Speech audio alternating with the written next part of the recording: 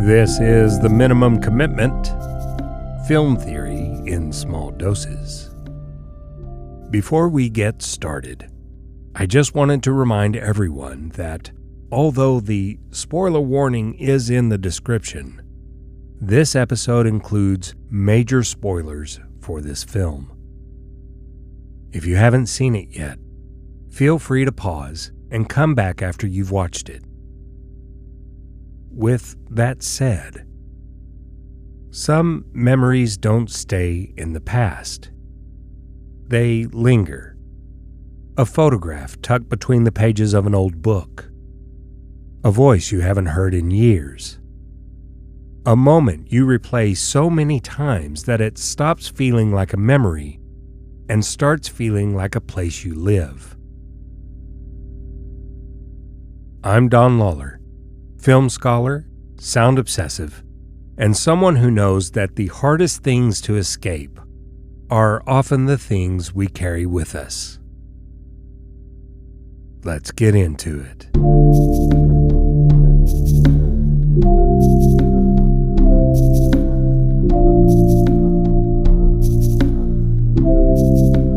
Brian Duffield's "No One Will Save You" begins with an image that tells us almost everything we need to know. A small house, a thick forest, nobody around for miles.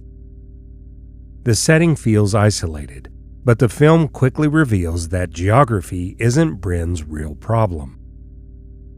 Brynn, played by Kaitlyn Dever in a remarkable physical performance, doesn't simply live alone. She is alone. When she walks through town, people avoid her. Some stare, others look away, and the film never rushes to explain why. Instead, it trusts the audience to sit with the discomfort of that question. What happened here? More importantly, what happened to her? Before the lights in the sky, before the invasion begins, the film establishes something far more unsettling. Brynn is already living under siege. At first glance, No One Will Save You looks like a film about trauma. The evidence seems obvious. Brynn is isolated. She appears emotionally frozen. Her life seems trapped in the past, but as the film unfolds, another force emerges. Not trauma, guilt. The two often travel together, yet they are not the same thing. Trauma is often inflicted on us. Guilt is something we carry because of what we believe we've done. Both can haunt us. Trauma can separate us from others. Guilt convinces us we deserve that separation. And guilt carries an additional burden. It doesn't simply hurt. It accuses. It follows us into every room. It becomes a story we tell ourselves about who we are and what we deserve. Long before the aliens arrive, Brynn has already organized her entire life around a single, terrible moment. The letters she writes, the photographs she preserves, the routines she repeats. Everything points toward the same truth. Brynn is not fully living in the present. She is living beside a wound. The aliens may invade her home, but guilt invaded her life years earlier. One of the film's strongest visual ideas is the way Brynn's home functions less like a residence and more like a museum. Every object feels preserved. Every room feels suspended in time. The house is filled with reminders of people who are gone and moments that cannot be changed. Nothing illustrates this better than the miniature town she builds. At first, it seems like an eccentric hobby. But viewed through the lens of guilt, it becomes something much more revealing. The real town rejected Brynn. The miniature town cannot. The real town moved on. Her version remains frozen forever. In many ways, the model becomes a perfect representation of guilt itself. A world trapped in the past. No One Will Save You contains remarkably little dialogue. Only a handful of words are spoken during the entire film. That means nearly every emotional beat must be communicated through image, sound, and performance. And this is where Kaitlyn Dever shines. Every glance, every hesitation, every expression carries narrative weight. The performance feels almost connected to the traditions of silent cinema, where actors communicated emotion through physical presence rather than dialogue. As words disappear, other elements become more important. Footsteps, breathing, the creak of floorboards, the distant sounds of the forest. Silence itself becomes a source of tension. As someone who spends a lot of time thinking about sound design, I found this especially effective. The film understands that silence isn't the absence of sound. Silence is anticipation.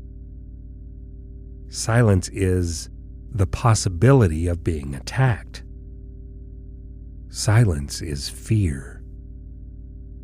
And in this film, silence is terrifying. The aliens themselves become increasingly interesting when viewed through this theoretical lens. Notice how they evolve. Each encounter becomes more invasive, more complicated, more difficult to escape. The threat doesn't remain static. It grows. That progression mirrors the way unresolved guilt operates. Guilt rarely stays contained. It expands, it reshapes behavior, and finds new ways into our lives. The longer Brynn avoids confronting what happened, the larger the emotional burden becomes. The aliens are terrifying because they refuse to go away. Guilt persists in the same way. Eventually, the film forces Brynn to confront the event she has spent years avoiding. The recollections arrive drenched in red. Anger, rage, pain. The memory itself feels fragmented, almost unbearable, and that is precisely the point. The aliens don't reveal anything Brynn doesn't already know. They make her acknowledge something she already understands: the death of her friend Maud. For years, Brynn has been running from that memory. Now she has nowhere left to run. The force of the scene is not in discovery alone, but in reckoning. Memory does not arrive like information here. It arrives like weather, overwhelming everything Brynn has built to keep it out. By the time the truth emerges, the film has already shown that the real invasion was never solely an extraterrestrial threat. It's easy to describe No One Will Save You as an alien invasion film, and technically that's true.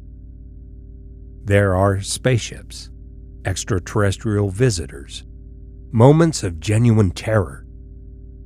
But the film's deepest concerns are much more human.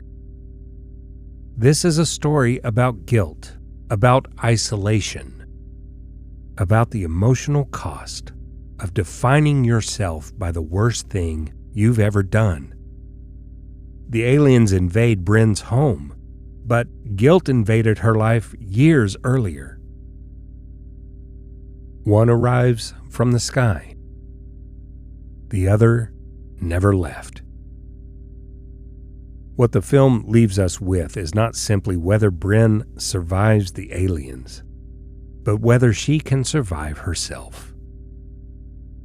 The harder question is, if we spend enough time believing we are beyond forgiveness, do we stop trying to escape? That's your thought for the day. Minimum commitment, maximum meaning. See you next time.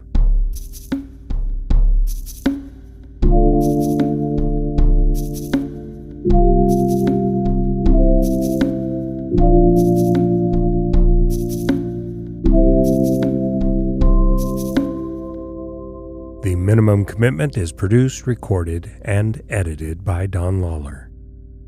Music by Don Lawler.